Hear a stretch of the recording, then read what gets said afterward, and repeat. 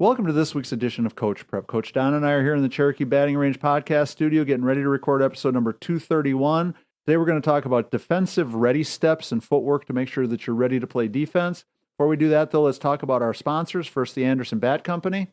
Everything Fast Pitch is very proud to have Anderson Bat Company as our presenting sponsor. Anderson Bat Company is using the latest and greatest bat technology to corner the market in the fast pitch world.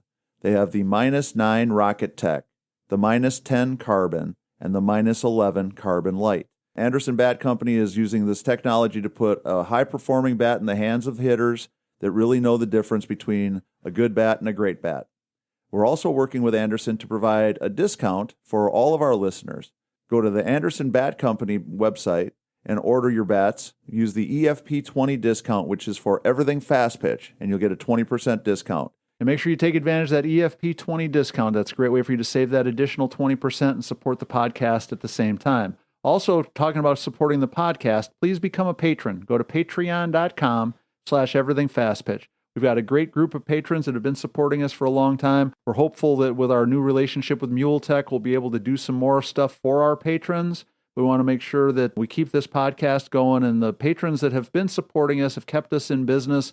We would certainly love to get some more people on board and to keep the momentum going in the right direction. We haven't added anybody for a little bit. We have had the good fortune of a couple of people have increased their support, but we would love to see some more people come on board. So patreon.com/everythingfastpitch. So Don, got an email from Jason, and Jason's question was about the idea of using some sort of system, some sort of ready steps to make sure that your defensive players are in a truly ready position as the ball gets hit. And we've seen a lot of different versions of this kind of thing. A few years ago, one of the big things was what we called the Auburn hop.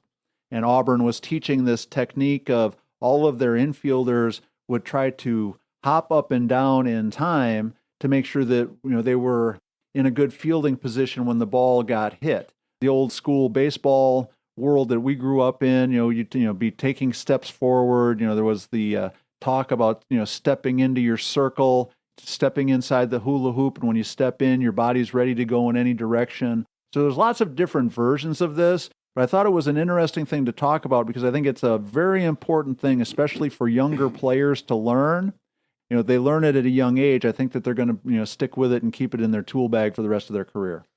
No, I think that that's important too, like you're saying, especially to establish something for some younger players. But once an object is in movement, right, it's easier to stay in movement. Right. An object at rest stays at rest. An object in motion stays in motion. So as we're anticipating a ball being hit or a pitch being delivered to be hit, our feet are slightly little chug steps or little movement. I think that that's a good thing to kind of be more prepared to continue moving. Right. Than to being still. But again, I think that there's a little bit of maybe a personal style to that maybe, right. Or I don't know that there's, like the Auburn hopper, like you were saying, things that are too elaborate. I think you can get stuck if you're not perfect in your timing, then right. You're maybe less prepared than you would be if your feet were set. But to have that movement established as something we're going to do on a regular basis, I think is a good thing. Yeah, well, I think the most important thing, and whatever your system's going to be. Now, I was not a big fan of the Auburn hop because I kept seeing kids that were still in the air when the ball was in the catcher's glove. Right. So they weren't really in a position to move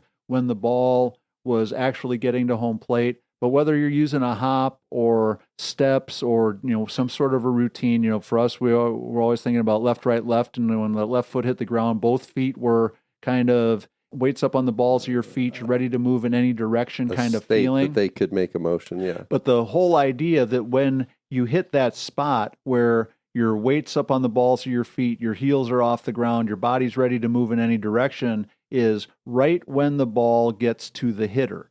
We don't want you to try to do that and then hold that position because then we're stopping again. So the idea of you're falling over your toes. Right, and then you're almost like starting, stopping.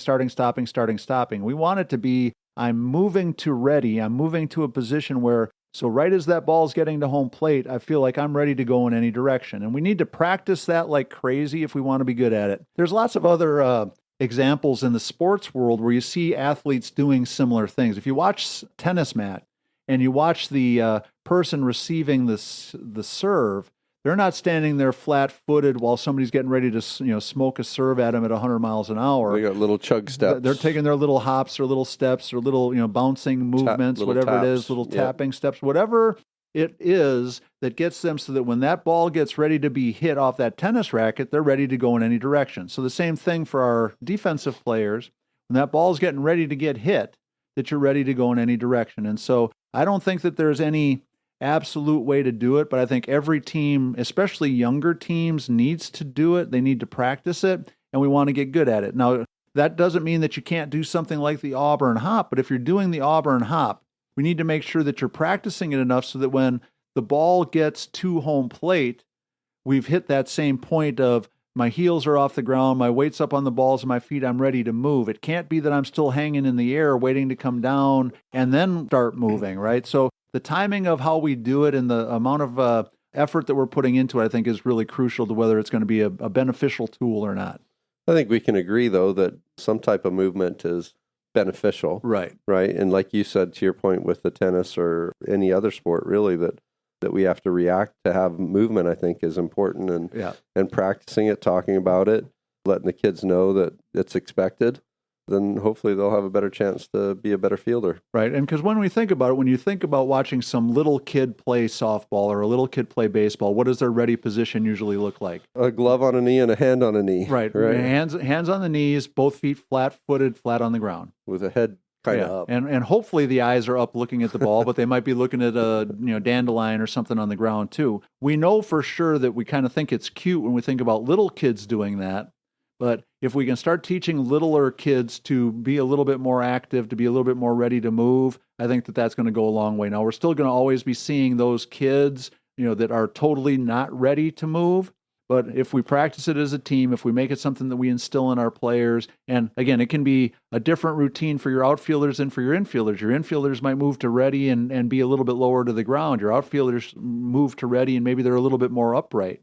When we think about an infielder, when that ball gets hit, their first movement, if we want it to be quick, is almost always going to be for a ball that's lower, a ground ball line drive versus the fly ball. Where our outfielders, the first ball that they typically have to move really quick for is that ball that's smoked out in the gap, right? So again, trying to adjust your strategy to make sure that it fits the kids and the players in the positions that they're playing and all that different kind of stuff. But absolutely, you got to do it. You got to invest time in it. Coaches, you got to make it a priority. And if you have older players that aren't doing these kinds of things, let's work on that before we're working on anything else. If we miss a ball and we're flat-footed like that, then I think we're putting ourselves in a bad position. Right. Well, and I think the selling point to players is how many times do they miss a ball by just a couple of inches? Sure. They're reaching as far as they can, they're laying out as far as they can, and they just come up just a little bit short.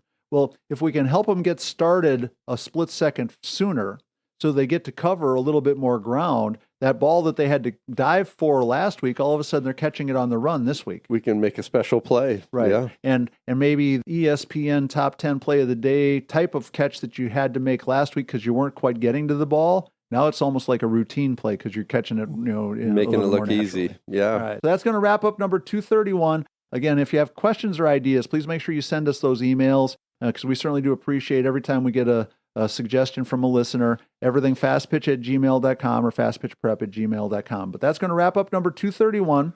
Please make sure you support our sponsor, the Anderson Bat Company. Become a patron if you can. Go to patreon.com/everythingfastpitch. Go to the fastpitchprep.com website. Order your Square Cuts training discs there and also have access to the YouTube channel and the blog posts. So for Coach Don McKinley and our producer, Stan Lewis, this is Coach Torrey saying thanks for listening. We're going to talk to you again next week.